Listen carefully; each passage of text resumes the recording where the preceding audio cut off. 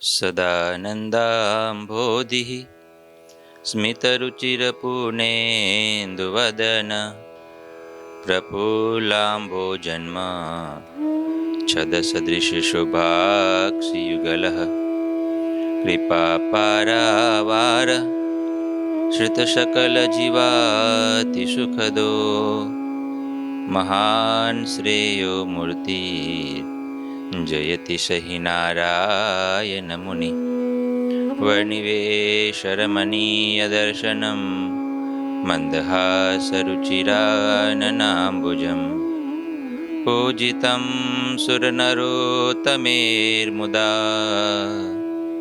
धर्मनन्दनमहं विचिन्तये।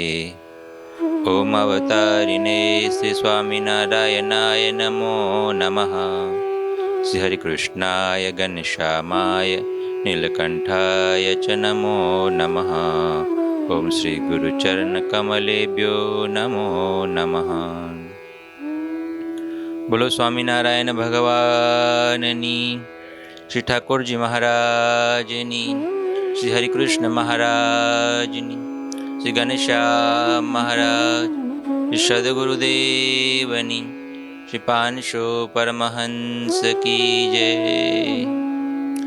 બધા મુક્તોને ખૂબ ભાવથી જય સ્વામિનારાયણ।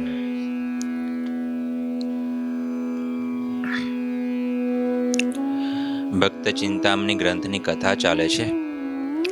પ્રકરણ 160। શ્રીજી મહારાજની ઉંમર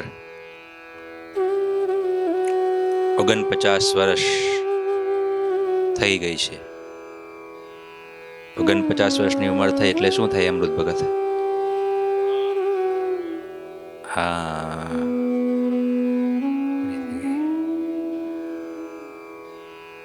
શું ભગત?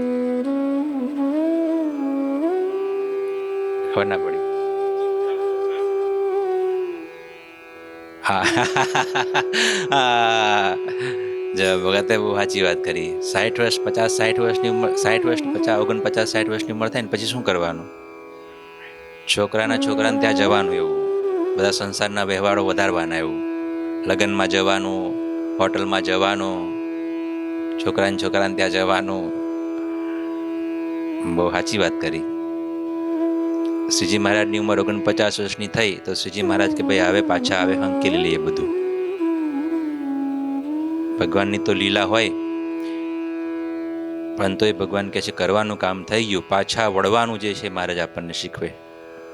ઘણી વખત શું થતું હોય છે, તમારી વાત નથી કરતો, પણ તો જનરલ એક વાત કહું છું, હા તમે એવું ના માન લેતા, સમજો દાદા કે મને કહે છે એવું, બરાબર?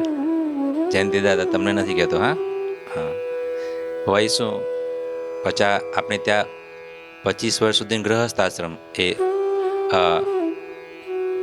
25 વર્ષ સુધીને પહેલાં કહે ને 25 પછી 50, પહેલાં બ્રહ્મચર્ય આશ્રમ, પછી ગૃહસ્થ આશ્રમ, ને પછી 51 વર્ષનું ચાલુ થાય ત્યારે પછી વાનપ્રસ્થ આશ્રમ, ને પછી છેલ્લા સંન્યાસ આશ્રમ। એટલે 50 પૂરા થાય પછી આપણી સંસ્કૃતિ આવી કે ભાઈ વાનપ્રસ્થ ગ્રહણ કરવો। પણ હવે આ જમાનામાં તો હજુ 50, 55 ને 60 થાય તો એ પાછા કે જે મારે પેલા ત્યાં જવાનું છે, પેલા લગ્ન બાકી છે, પેલો વહીવટ બાકી છે, આ હોટલ બાકી છે, પેલું ખાવાનું કેટલું બાકી રહી જાય। તો એ ખોટું। મહારાજ આપણને શીખવે, નંદ સંતો આપણને શીખવે પાછા વળવું। એટલે શ્રીજી મહારાજની ઉંમર 49 વર્ષની થઈ ગઈ છે। મહારાજ હવે વિચારે છે કે મારા ધામમાં જવું, અને એની માટે શ્રીજી મહારાજે મિટિંગ બોલાવી। અક્ષર ઓરડીમાં શ્રીજી મહારાજ બિરાજમાન, થોડા બીમાર, બધા સંતો ભક્તો હરિભક્તોને બોલાવ્યા, અને પછી ભગવાને વાત કરી કે મારી એક વાત તમે સાંભળો, મારે જે કરવાનું હતું બધું કરી લીધું છે, અને હવે હું મારા ધામમાં જવાનો છું। અને જેવું આવું સાંભળ્યું હરિભક્ત સંતોએ, એ તો રડવા લાગ્યા, ઉદાસ થઈ ગયા, અને મૂર્છા આવીને ઢળી પડ્યા। ગમગીન ઉદાસ વાતાવરણ થઈ ગયું। ત્યારે શ્રીજી મહારાજે સમજાયું કે હું ક્યાં જવાનો છું, તમે કેમ માનો છો કે હું જતો રહ્યો છું? હજુ મૂર્તિ દ્વારા પ્રગટ જ છું ને, સંત દ્વારા પ્રગટ જ છું ને, શાસ્ત્ર દ્વારા પ્રગટ જ છું ને। આ બધી વાત કરી એટલે સંતોને થોડી ધીરજ આવી કે ભગવાન આપની ભેગા જ છે. થોડી વાતો આગળ. મહારાજને ખબર હતી કે આ બધા મારી વિના રહી શકે એવા નથી, એટલે મહારાજે સૌથી પહેલા તો ધીરે રહીને વાત કરી, બોલાવ્યા. બાકી તો શ્રીજી મહારાજ તો ધારે તો કોઈને કીધા વિના પણ જઈ શકત, પણ કે મારા પ્રેમી ભક્તો છે ને એને મારે અંધારામાં રાખવા, મારે બધું કહીને જાણ કરીને જવું છે. બધાના હૈયે ધીરજ ના રહી એટલે બધાના હૈયા વજ્ર જેવા કઠોર બનાયા, સહન કરવાની શક્તિ આપી ભગવાને. અને ત્યાર પછી પણ ભગવાનને એમ થયું કે આ બધા હજુય કંઈક આત્મઘાત તો નહીં કરે ને મારી પાછળ, એટલે બધાને પાસે બોલાયા, ચરણ પકડાયા અને સમ આપ્યા. મારા ચરણના સમ, મારી પાછળ કોઈ આત્મઘાત કરવાનો છે, સંસારની જીવની પેઠે રુદન કરવાનું છે નહીં, એટલે હું જવાનો નથી. સાંભળો, હું મૂર્તિ દ્વારા પ્રગટ છું અને બધા સાંભળો, આ ગોપાળન સ્વામીની આજ્ઞામાં રહેજો. સાધુ વર્ણી પાળા સુની લેજો રે, ગોપાળ સ્વામીની આજ્ઞામાં રહેજો રે. આવું મહારાજે કીધું. અમકેડે મરશોમાં તમે રે, અન્ન મુકશોમાં કહું અમે રે. આવી બધી વાતો શ્રીજી મહારાજે કરી હતી. એટલે આવા બધા હેતના વચનો સાંભળી અને પછી શ્રીજી મહારાજે મનાયું. શ્રીજી મહારાજે એન કેન પ્રકારે બધા હરિભક્તો અને સંતોને પોતાનું વચન મનાયું કે મને હવે તમે પ્રેમથી રજા આપો, બસ. ત્યારે પછી બધા સંતો જે મહારાજને કહે છે, આટલી ચર્ચા થયા પછી ત્યાંથી કથા આપણે લેવાની છે. એમ કહી વચન વિસમરે દીધા, પોતાના ચરણના સમરે. જ્યારે મનાવ્યું એવું વચન રે, તે સુનીને બોલ્યા જન રે. પોતાના ચરણના સમ આપ્યા અને પછી બધાએ માન્યું કે હા મહારાજ, તમે કહો છો તો તમારી બધી આજ્ઞા અમે પાડીશું, તમારી પાછળ અમે આત્મઘાત પણ નહીં કરીએ, કંકાસ પણ નહીં કરીએ, કંઈ ખોટું પગલું લેશું. જ્યારે મહારાજને પણ સંતોના વચનમાં વિશ્વાસ આવે કે બરાબર, હવે આ બધા સંતો ભક્તો હરિભક્તોએ મારા વચનને માન્યા છે અને મારી પાછળ કોઈ કંકાસ કરશે નહીં, ત્યારે મહારાજ પણ પછી બોલવાનું બંધ કર્યું. બરાબર છે, ચાલો. પછી સંતો કહેવા લાગ્યા, હરિભક્તો બધા મહારાજને કહેવા લાગ્યા, હે મહારાજ રહેશું અહીં અમે રે, એવું મનાવ્યું વચન તમે રે. પણ તમારા ચરણમાં મન રે, રાખજો અમારું નિષદન રે. ભગવાન, તમે અમને કહો છો કે તમારી પાછળ અમારા બધાએ નહીં આવવાનું, તો તમારું વચન અમે ચોક્કસ માનીશું. તમે ભલે પ્રેમથી વિદાય લો, તમને અમને રજા વિદાય આપીએ છીએ, પણ અમારી એટલી પ્રાર્થના છે, એટલા વિનય વચનો છે, એટલી અરજ છે કે ભગવાન સદાને માટે અમારું મન નિષ્દિન તમારા ચરણમાં રાખજો. ક્યારે અમારું મન તમારા સિવાય બીજા કોઈનું ચિંતન ના કરે, તમારાથી દૂર ના થાય. તમે શરીરથી અમારાથી દૂર અક્ષરધામમાં જાઓ છો પ્રભુ, પણ અમારું મન સદાને માટે તમારામાં રમ્યા કરે. આવું કૃપા કરજો પ્રભુ કે તમે ક્યારે તમારી ક્યારે વિરહની વાત તો નહીં, પણ તમે ક્યારે આંખથી કે મનથી દૂર જ ના થાવ, સદાને માટે અમારી મનસ્મૃતિમાં તમે સદાને માટે રહ્યો, એવું કરજો. આવું સંતો કે છે. આ પ્રાર્થના છે, આપના બધા માટેની પણ પ્રાર્થના છે. પ્રાર્થનાના 5-6 વચનો એ લખ્યા છે, પણ બહુ અગત્યના છે. એ મહારાજ ગતાર્યા, પણ તોય પછી આપની ભેગા રહે, તેની માટે આપણે કેવા કાલાવાલા ભગવાનને કરવાના હોય. ભગવાન સાધુનું વચન ભગવાન પ્રત્યે કેટલું પ્રેમ ભરેલું હોય એ આ શબ્દોમાં દેખાય છે. આ દુનિયામાં પણ એવું દેખાય કે જોને તમે કોઈ બે પ્રિયતમ હોય, પ્રેમી પ્રેમિકા, તો દૂર જાય ફોન કરજે, એવું કે ને, મેસેજ કરજે, કે ના કે બહુ જ કે. તો એ જ વસ્તુ હોય, એ લૌકિક છે, આ અલૌકિક છે, ભગવાન માટેનું છે. સંતો કે છે મહારાજને, જો પણ તમારા ચરણમાં મન રે રાખજો અમારું નિષદન રે. પહેલી વસ્તુ આ કરી સંતોએ, અમારું મન તમારા ચરણમાં રાખજો. આગળ બીજી વાત સંતો કહે છે મહારાજને, અપરાધ અમારામાં જોજો રે, અંત કાઢે તો વેલા આવજો રે. ભગવાન બીજી વાત, અપરાધ અમારા તમે દેખતા, અમે અવગુણોથી ભરેલા છે, માયાના જીવ છે. એટલે એક બહુ સરસ મજાની પ્રાર્થના છે, ભગવાનને પ્રાર્થના કરે છે, હમ ભૂલે તુમ ન ભૂલના. ભગવાનને ભક્ત કહે છે, હમ ભૂલે તુમ ન ભૂલના, હમ રહે પરાધીન, देह इंद्रिय को बल है महा, अब छोड़ाई लीन प्रभु जी, अब छोड़ाई लीन. ભગવાનને પ્રાર્થના વિનંતી કરવાની વચન એ, ભગવાન હમ ભૂલે તુમ ન ભૂલના, અમે કદાચ તમને ભૂલી જઈએ પણ તમે ના ભૂલતા. અમે તો આ માયાના જીવ, દેહ ઇન્દ્રિયોનું બળ છે.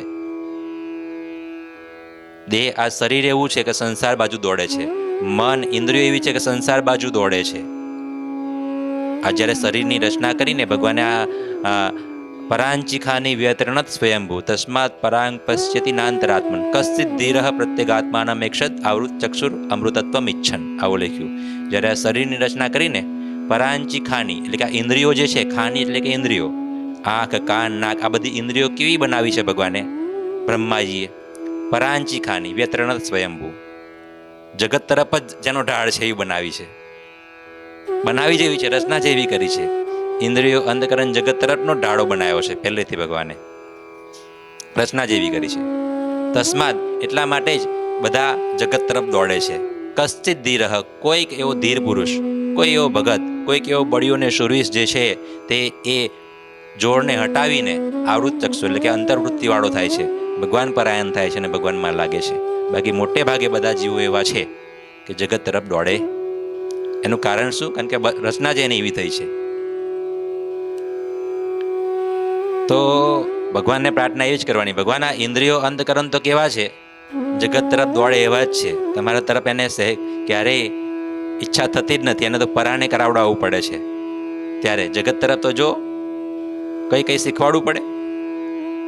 સ્ત્રીને સહેજે પુરુષમાં હેત થાય, પુરુષને સહેજે સ્ત્રીમાં હેત થાય. કોઈને ખાવાનું પીવું શીખવાડવું ના પડે, કોઈને બીજું કંઈ ના શીખવાડવું પડે. અને ભગવાનનું ભજન તો કેટલું કેટલું શીખવાડીને કેટલું કેટલું કરીએ તોય આળસ આવે ને પ્રમાદ આવે ને. એ તમે જો પૈસા ધનમાં માણસ પૈસા ગણતા હોય, 100 રૂપિયા 200 રૂપિયા 500 રૂપિયા, આમ ટટાર થવું જાય, ટટાર થાય ને. ગાફલાય તો કેવું છે, આ તમને પેલા વાત કહી દો, પૈસા ગણતો હોય ને તમારે છે ઊંઘ કોઈ દિવસ ઝોલો આવે ને માળે લેતા ઝોલો આવી જાય, બોલો. કારણ કે માલ એવો મનાયો છે ને, પછી આમાં આ બધું જ ખબર છે ને તો એ છતાં ગાફલાઈ રહે છે. એનું કારણ છે ને થોડી આળસ છે, થોડું. સૌથી પહેલું મુખ્ય કારણ તો એ કે આપણને હજુ પૂરેપૂરું સમજાયું નથી. જે દિવસ પૂરેપૂરો માલ બનાઈ જાય, પૂરેપૂરો માલ જ્યારે ભગવાનમાં સુખ છે એવું આપણને સમજાઈ જાય અને જગતમાં દુઃખ જ છે એવું જ્યારે પૂરેપૂરું સમજાઈ જાય, એક બાજુ ખબર પડી જાય કે આ અગ્નિ છે, સમજાઈ ગયું છે આપણે. કોઈ દિવસ આંગળી ભૂલથી નાખીએ એમાં, હળગી જઈશું ભાઈ. જે દિવસ સંસાર હળગતો દેખાઈ ગયો આપણને, પણ હજુ આપણને છે ને થોડો થોડો હળગતો દેખાય છે, થોડો થોડો ટાળો દેખાય છે, થોડું થોડું ગળ્યું લાગે છે, થોડું મીઠું લાગે છે.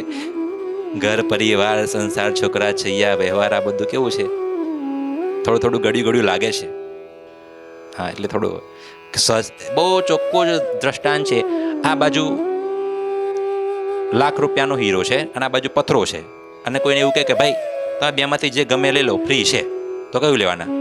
આ જ લેવાના, કેમ કે માલ મનાઈ ગયો છે ને, તો પથરો છે ભાઈ. એમ સંસાર જ્યારે પથરા જેવું કચરા જેવું મનાઈ ગયું, જ્યારે અગ્નિ જેવું મનાઈ ગયું, જ્યારે ખોટું જેમ કડાયામાં કન ઉછળે છે, ઊંચા નીચા અગ્નિ જ્વાળે રે, તેમ જો તન ધારી બળે છે, સ્વર્ગ મૃત્યુને પાતાળે રે. આવી સમજણ લખી, જેને એવું છે કે જેમ કઢાયામાં પેલા દાણી નાખી હોય પણ બધા બળે છે ને બધા મરે છે, એવું જેને દેખાતું હોય, સ્વર્ગમાં મૃત્યુમાન પાતાળમાં બધી જગ્યાએ આવું જ છે, એવી સમજણ જેના અંતરમાં હોય તેનાથી રગારે ભગવાન દૂર થતા નથી. તે ભગવાન સિવાય બીજા કોઈમાં લાગતોય નથી, આવું લખ્યું 64પદીમાં. માટે સુખ કિયા નથી માને, હરિના ચરણ પકીરે, આવું નિષ્કુળાનંદ સ્વામી કીધું. ભગવાન સિવાય બીજી કોઈ જગ્યાએ સુખ નથી. અને આપણને કેવું છે, આ તમારી વાત મૂળ કારણ આ છે. પહેલું સૌથી વસ્તુ એ કે મનાયું જ નથી આપણને પૂરેપૂરું. જેથી પૂરેપૂરું મનાઈ જાય તેથી સંસાર ઓટોમેટિક ખારો કરવો ના પડે, ખારો થઈ જ જાય. અનુભવ્યું નથી એવું છે. પણ શાસ્ત્રના વચન છે, સંતોના વચન છે, અને કેટલાક જે મોટા પુરુષ બ્રહ્મસ્થિતિને પામી ગયા છે એવા સંતોએ આપણને બતાવે છે કે ભાઈ આ કરવા જેવું છે. એમના વચનમાં જે વિશ્વાસ રાખે, શાસ્ત્રના વચનમાં જે વિશ્વાસ રાખે તો થાય. અને એ વસ્તુ તો કેવું છે કે જે માન્યું નથી વાત કરો છો ને, એ વસ્તુ તો જશું પછી જ મનાવવાનું છે. અહીં એવી સ્થિતિ કરવી પડશે, ત્યાર પછી ત્યાં ક્લાસ થશે. અને એવા મોટા મોટા પુરુષો હોય, મોટા જે સ્થિતિને પામી ગયા હોય, તેને ભગવાનનું સુખ એ પણ આવે છે. અને એટલે જો ને કેટલાય જગતની વચ્ચે, કેટલાય માણસોની વચ્ચે, કેટલાય ભેડાની વચ્ચે, તોય એ કોઈ જગ્યાએ આસક્ત થતા એને એક ભગવાનમાં જ. ગુરુજી ઘણી વખત કે આટલી બધી સંસ્થાઓ છે તો કે હું રાત્રે સુવા જાઉં તો મને એક સેકન્ડ પણ કે બીજું કંઈ યાદ ના આવે, સીધી ઊંઘ આવી જાય. એને જગતને પ્રદાન કર્યું જ નથી મોટા પુરુષોએ. એ તો દેખાય છે આપણને કે વહીવટને વ્યવહાર કરે છે, પણ ખરેખર તો મૂર્તિમાં લાગેલા છે જે ભગવાનના મોટા પુરુષો હોય, સત્પુરુષો હોય. બાકી આપણને તો જો થોડી ઘણી કંઈ તકલીફ પડે તો રાતે ઊંઘ ઉડી જાય છે કે નથી ઉડી જતી. એટલે મન ભગવાનમાં રાખવાની વાત છે. ઇન્દ્રિયો, અંતકરણ આ બધું એવું છે સહેજે જ જગત તરફ જાય છે. અને એને જે વાડીને દંડ આપીને, જો ના વળતો હોય તો દંડ આપવાનું કીધું. મનને કીધું ને મહારાજે, મન જો ભગવાન સિવાય બીજો સંકલ્પ કરીશ તો તારા ભૂકા બોલાવી દઈશ. અંતકરણ જો તો ભગવાન સિવાય બીજો સંકલ્પ કરીશ. વચનાવટમાં શ્રીજી મહારાજે શીખવાડ્યું કે મન જો વાડા ઘડી આડું ડોલતું હોય, ભગવાન સિવાય બીજે જતું હોય તો એને સજા કરવી, સમજાવવું. અંતકરણ જો જતું હોય તો એને સમજાવવું કે આડું ઓડું જો તારા ભૂકા બોલાવી નાખીશ. ઇન્દ્રિયોને કહેવું, અરે સજા આપતા. આ ઇન્દ્રિયો છે ને, સૌથી મોટામાં મોટું શું અંદર જગત જતું રહ્યું છે ને ભગવાન નથી જતા, એનું મોટામાં મોટું કારણ શું ખબર છે? ઇન્દ્રિયો છે સૌથી મોટું કારણ. આંખેથી ડાટા મારવા લાગો તમે, આંખેથી જોવાનું બંધ કરો ખોટું, કાનેથી સાંભળવાનું બંધ કરો, પગથી ખોટી જગ્યાએ ચાલવાનું જવાનું બંધ કરો, હાથથી ખોટો સ્પર્શ કરવાનું બંધ કરો. ભગવાનને ભગવાન સંબંધ સિવાય બીજું કંઈ લેવું નથી એવું નક્કી કરો. તો પેલું મહારાજે કૂવાનું દ્રષ્ટાંત આપ્યું. કૂવો ગંદો હોય, પાણી ડોળું હોય તો પહેલાં તો ડાટા મારવા પડે, ચારે બાજુથી પાણી આવે, પછી ઉલેચવું પડે, અને પછી ડાટા ખોલો તો સારું જ જાય, પાણી ભરાય. એમ આ આંખ એક કાનું છે, નાક કાનું છે. આ બધાથી બધું અંદર ગયું છે. જગતનું જન્મથી ગયું છે, એક જન્મનું નથી પાછું. હે પરાંચી ખાની, હા એ જગત તરફ બધું ભરે છે. અને જગત તરફનું કેટલું ભરે છે તમે જો. આ અહીંયા ભગવાન આગળ આપણે ભગવાનને નાખવા માટે બેઠા તોય પાછું એ ત્યાં જ જાય છે. કેટલી અઘરું છે એને ટાળવું માટે. તો કોઈ ધીર પુરુષ, કોઈ એવો બળ્યો માણસ જે છે એને દંડ આપી, બહુ સજા આપી ને પાછું વાળે છે.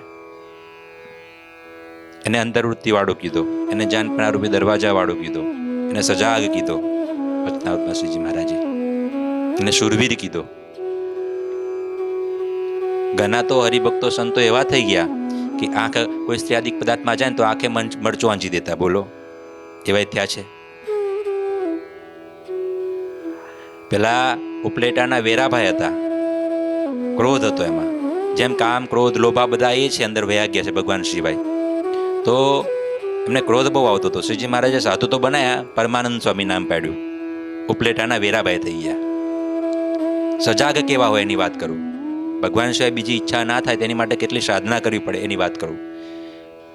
વેરાભાઈ હતા, સિંધી હતા, અને સિંધીનું કામ તો ભાઈ ધાર્યું લઈને ફરતા ને, અને કેટલું સીમ મારે હાચવે ને કેટલાને મારી કાપીને આવું બધું કરે, ખેલાયો લૂંટફાટ ને આવું બધું ધંધો. પણ પછી મહારાજનો આશ્રિત થયા સત્સંગ થયો, સાધુ થવાની ઈચ્છા થઈ. મહારાજ એમને સાધુ બનાવ્યા અને પરમાનંદ સ્વામી નામ પાડ્યું.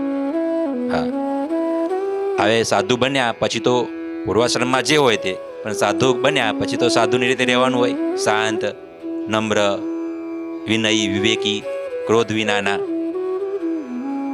કપડાં પહેર્યા પછી એવું ના કરાય, વર્ણાશ્રમ બદલી કાઢ્યો. પણ તોય થોડો ક્રોધ રહી જતો હતો. એક વખતે બન્યું એવું, કોઈ ગામમાં હતા, સંતો હતા, અને બધા સંતો હતા ને તેને મારવા માટે વૈરાગી બાવાઓ બધા આવ્યા આમ અમદાવાદમાં. તો સંતો હરિભક્તો હતા અને સંતો હતા, અને મહારાજ પણ હતા. તે મહારાજે સંતોને કીધું, સંતો તમે બધા ઉપર જતા રહો, બધા વૈરાગી બાબાઓ છે, તમને મારશે અને તમને હેરાન કરશે, એટલે તમારે આમાં તો દેખાય નહીં, તમે તો શાંતિથી ઉપર જતા રહો. કે બધા પાર્ષદોને હરિભક્તોને કાઠીઓને કે તમે બધા ભાલાન તલવાર ને બધું કાઢો, કે આપણે યુદ્ધ કરવાનું છે, ધીંગાણું કરવું પડશે, કે આ તો હવે શાંતિથી કામ પતશે નહીં. એટલે પાર્ષદોને બધાને તલવારો રેન તૈયાર કર્યા. આ બાજુ સંતોને મોકલી દીધા મેળા ઉપર, નીચે ધીંગાનું ચાલે. ઉપર પેલા બધા સંતો તો બધા ભજન કરતા ભગવાનની મૂર્તિમાં. આપણા પરમાનંદ સ્વામી હતા ને, એ થોડા જનુની હતા ને, તો ઉપરથી જોયું કે આ બધું ધીંગાનું ચાલે છે, હારો હું રહી ગયો કે એમ. હા, જનુન આવે એમ ચડે ને, તે ઉપરથી છલાંગ મારી નીચે તલવાર લઈને ધાડ ધાડ ધાડ એ પણ યુદ્ધમાં ચડી ગયા. એ યુદ્ધમાં ચડ્યા ચડ્યા ચડ્યા એવા ચડ્યા તે કાન કપાઈ ગયો. બોલો, તો એમને ખબર ના પડી કે મારો કાન કપાઈ ગયો. તો એ લડતા લડતા લડતા લડતા રહ્યા. પછી તો ધીંગાનું તો પાર્ષદો જીતી ગયા, બધા ભાગી ગયા પેલા લોકો. પણ આ પરમાનંદ સ્વામીને એવું થયું કે ભાઈ આ જો મહારાજને ખબર પડી જશે તો મહારાજ મને ઠપકો દેશે ને કઈ બીજું થશે. એટલે ફટાફટ ધીમે રહીને છાના છપકા જઈને પાછા હુઈ ગયા ઉપર. હુઈ ગયા એટલે કે ઉપર જતા રહ્યા. મહારાજે લોહીના ટીપા જોયા અને પછી બધા સંતોને જગાડ્યા, ને બધા સંતોને જોતા હતા ને એમાં પરમાનંદ સ્વામીને સામે જોયું. અરે સ્વામી આ શું? સ્વામી કે મહારાજ બોલો. અરે સ્વામી આ શું? અરે મહારાજ બોલો. આ તમારો કાન ક્યાં? અરે એમ હાથ ધરો. અરે મહારાજ કાન વયો કે તારે ખબર પડી? મહારાજ કે બોલો સ્વામી આ ક્યાં, આ બધું શું છે? અરે મહારાજ માફ કરો જો કે આ બધા આવ્યા હતા આ, અને મારાથી રહેવાયું નહીં, પછી હું કેવું યુદ્ધમાં ઉતરી ગયો. મહારાજને ગમ્યું નહીં. અમારા સાધુમાં આટલો બધો ક્રોધ, ક્રોધ પર પણ એ વિજય ના પામી શકે. તમે સાધુમાં નહીં ચાલો. બોલો, મહારાજે પાછા કાઢ્યા એમને. હવે સૌથી પહેલા તમારે સાધુ થવું હોય ને મારો આશ્રિત થવું હોય તો આ ક્રોધને કાઢો, અંતઃશત્રુઓને બહાર કાઢો પહેલા. અને પરમાનંદ સ્વામીને પણ એ વીરાભાઈને પણ બહુ જ હૃદયમાં દુઃખ થયું કે ઓહો, અમારા ક્રોધના કારણે મેં એક ભગવી ચુંદડી ગુમાવી, મહારાજનું સાનિધ્ય ગુમાવ્યું. ક્રોધના કારણે ગુસ્સો ના કંટ્રોલ કરી શક્યો.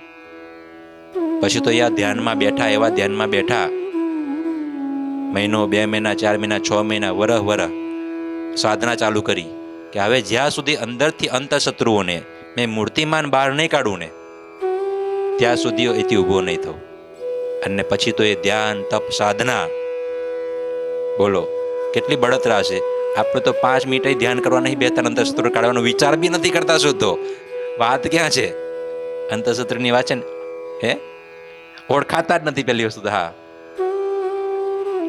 હવે પોસાતું આ જો નથી આગળ કે પોસાતું જ નથી પહેલી વસ્તુ. તો વિચારની વાત તો પછી રહી, સાધનાની વાત એ પછી રહી, પણ પોસાતું જ નથી એ. હા, પેલું રહી જશે, પેલું રહી જશે, કેટલી ચિંતા થાય છે.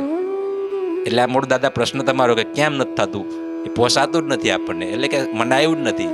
હવે એમને તો એટલી સાધના ચાલુ કરી ને સમય જતા ક્રોધ નીકળ્યો, લોભ નીકળ્યો, મોહ નીકળ્યો. પગે લાગીને કે હવે તમારા શરીરમાં અમે રહીશું. મૂર્તિમાન બોલો કાઢી નાખ્યા બધાને એક એકને. ભગવાનને રાખવાની જ્યારે ગરજ અને ખપ હતું ત્યારે એમને કર્યું આવું. હા, પછી તો એટલે આવું છે. વિચારવાન હોય. હા, ના રે બધી. કેમ કે સાધુમાં કેટલીક વસ્તુ ના શોભે ને, અને જે કલંક લગાડે એવી વસ્તુ હોય એ તો ના ચલવી લેવાય. મહારાજ પણ કડક થયા. એક પ્રસંગ એવો આવે છે, એટલે મહારાજને કહે છે કે મહારાજ તમારા ચરણમાં અમારું મન રાખજો, તમારા સિવાય બીજું કોઈ અંદર ઘરી ના જાય એવું કૃપા કરજો. જોને મહારાજને હૃદયમાં ભગવાન રહે એની માટે કેટલો સંતોને દાખલો કરાવવો હતો. પેલા કચ્છ ભુજના હરિભક્તો બધા કચ્છભુજના હરિભક્તો આવ્યા ગઢપુર મહારાજના દર્શન કરવા માટે. થોડો સમય રહ્યા, કથા વાર્તા બધે વગેરે વગેરે વગેરે બધું સાંભળ્યું, સંતોનો સમાગમ કર્યો, ભક્તિ ભજન કરે અને પછી થોડા દિવસ રોકાઈને કે ચાલો મહારાજ હવે અમે રજા આપો તો અમે પાછા કચ્છભુજ જઈએ. એટલે પેલા બધા હરિભક્તો મહારાજની રજા લેવા માટે આવ્યા ને તો મહારાજ કે હરિભક્તો તમે જાઓ છો? હરિભક્તો કે હા મહારાજ રજા આપો.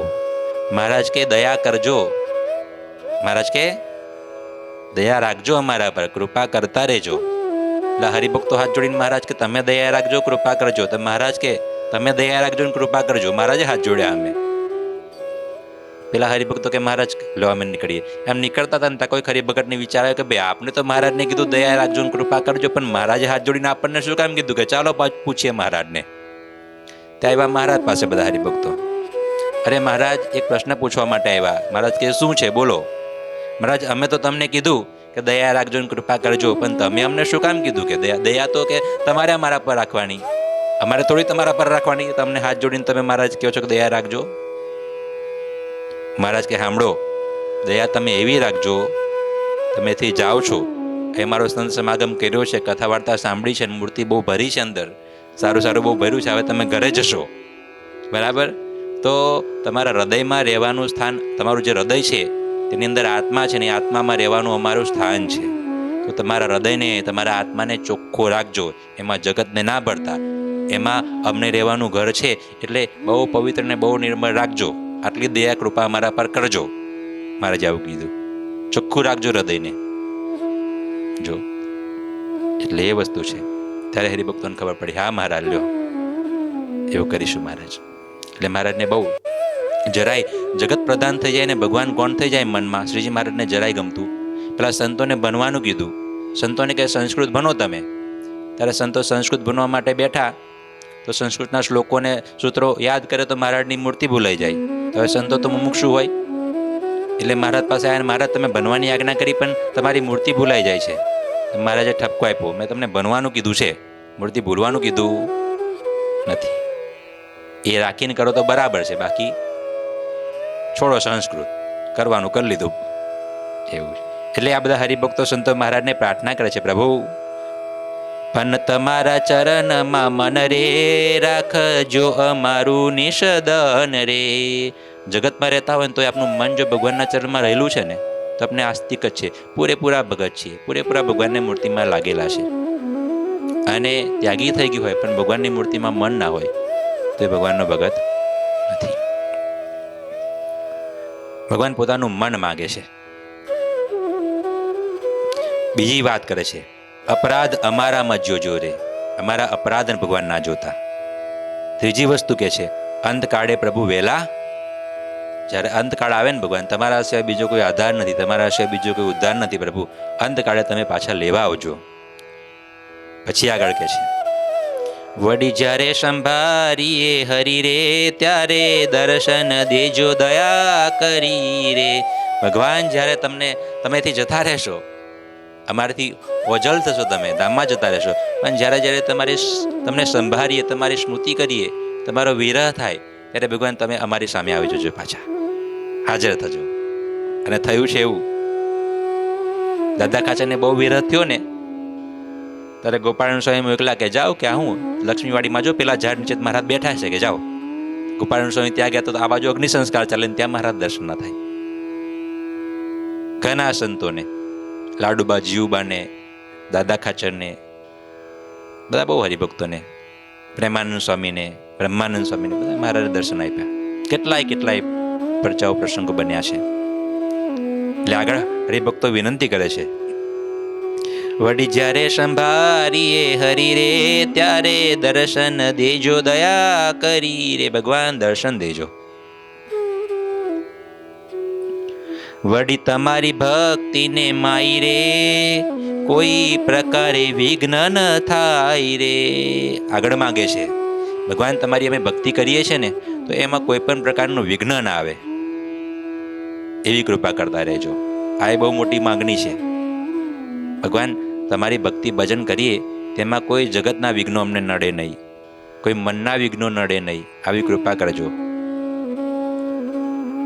આપણે તો પ્રાર્થના કરીએ ને, બધા આવે ને મંદિરમાં તો કોઈ દિવસ આવી પ્રાર્થના તો કરે નહીં, ભગવાન તમે મારા હૃદયમાં રહેજો અને ભક્તિથી સંતોથી દૂર ના થવાય. કરનારા કરતા હોય, પણ સૌથી મોટા 80%-90% લોકો તો કહે ને ભગવાનની પાસે પેલા કહે ને કે કંઈક ને કંઈક માંગવા માટે જ આવે.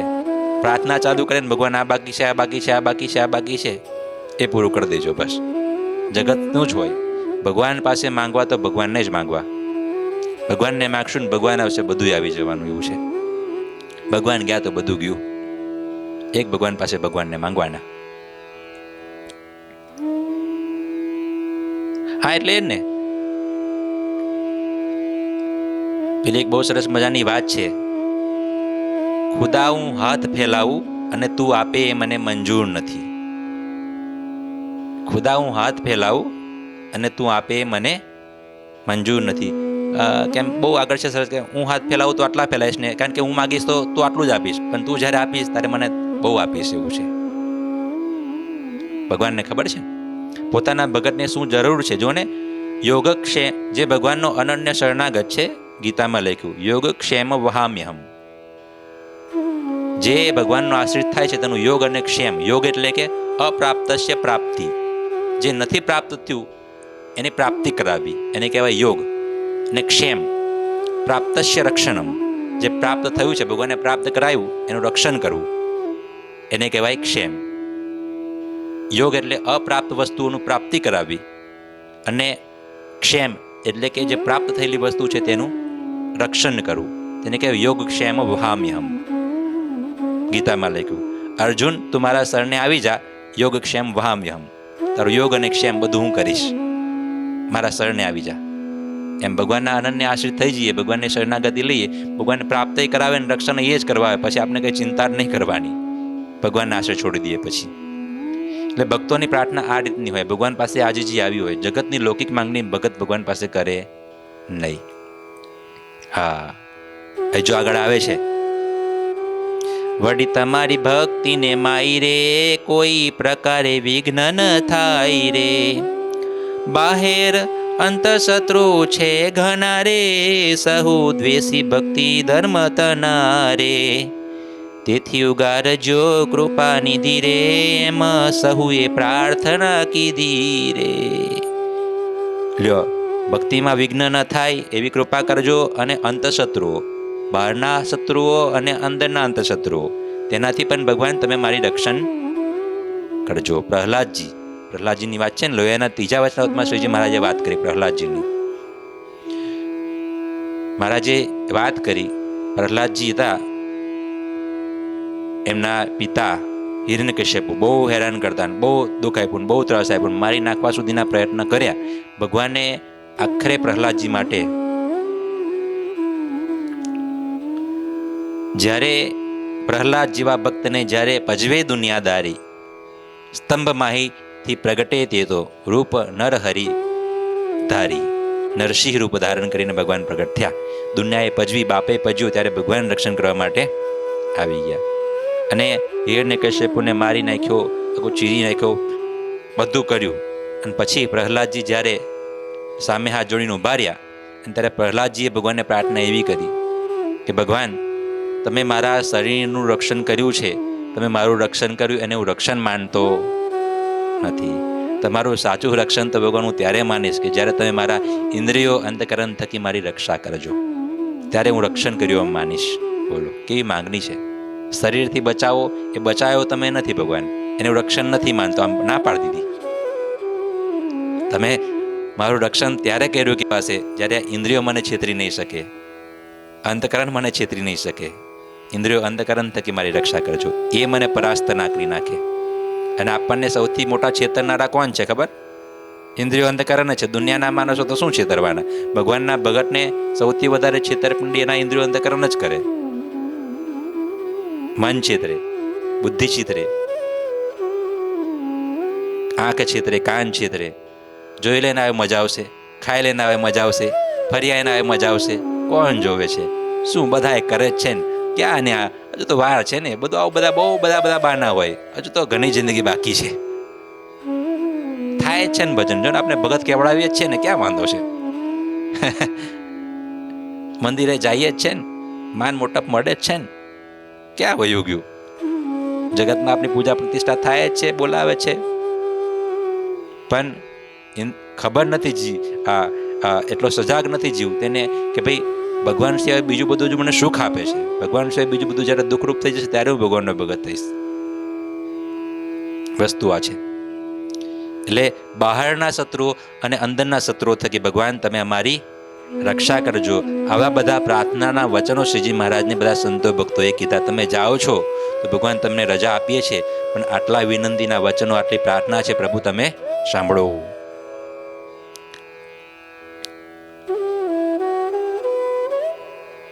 તેથી ઉગારજો કૃપા નિધિ રે, એમ સહુએ પ્રાર્થના કીધી રે. કહે નાથ તથા સ્તુતે થાશે રે, જે માંગ્યું તમે મુજ પાસે રે.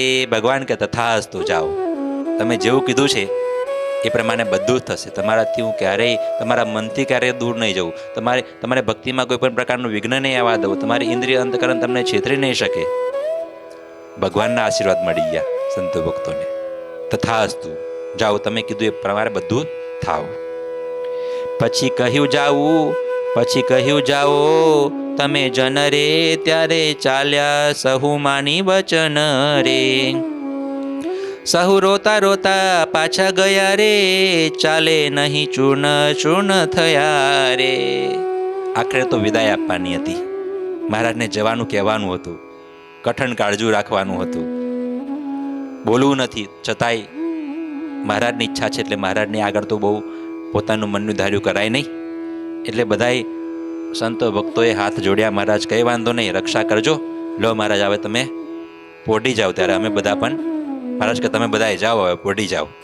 બધાને સુવા માટે મોકલા. બધા રડતા રડતા રડતા રડતા, પડતા પડતા પડતા, ડરતા ડરતા ડરતા, પાછું જોતા જોતા, આગળ ઓછું જોવે ને પાછું જાજુ જોવે કે મહારાજ જતા રહેવાના આવે. એમ કરતા કરતા પોતાના ઉતારા તરફ બધા સંતો ભક્તો જાય છે. પ્રાણ મૂકી ગયા પ્રભુ પાસે રે, થયા અંતરે અતિ ઉદાસ રે. ગયા તો ખરા, પણ પ્રાણ ભગવાન પાસે મૂકીને ગયા. શરીર ગયું પણ મન ત્યાં રહી ગયું, પ્રાણ ત્યાં રહી ગયો. ઉદાસ ઉદાસ ઉદાસ થઈ ગયા. એમ પાછા વળ્યા એ જન રે, અતિ અતિ કરતા રુદન રે. રડતા કકડતા વળતા, પાછા જોતા રડતા, અક્ષરોડીને સામે નજરો કરતા કરતા, રડતા રડતા બધા જાય છે. મહારાજ આ બાજુ પોઢી જાય છે અને સંતો બધા ભક્તો પણ પોતાના ઉતારે જાય છે. આ રીતના આ 160મું પ્રકરણ છે એ પૂરું થાય છે. ઇતિ શ્રીમદેકાંતિક ધર્મ પ્રવર્તક શ્રી સહજાનંદ સ્વામી શિષ્ય નિષ્કુળાનંદ મુનિ વિરચિતે ભક્ત ચિંતામણી મધ્યે શ્રીજી મહારાજે પોતાના આશ્રિત આગળ પોતાને સ્વધામ પધારવું તે વાત કરી ને તે સહુને ધીરજ આપી. એ નામે 160મું પ્રકરણ થયું. બોલો સ્વામિનારાયણ ભગવાનની. શ્રીપતિમ શ્રીધરમ સર્વદેવેશ્વરમ ભક્તિધર્માત્મજમ વાસુદેવમ હરિ માધવમ કેશવમ કામદમ કારણમ સ્વામિનારાયણમ નીલકંઠમ ભજે. ઠાકોરજી મહારાજ.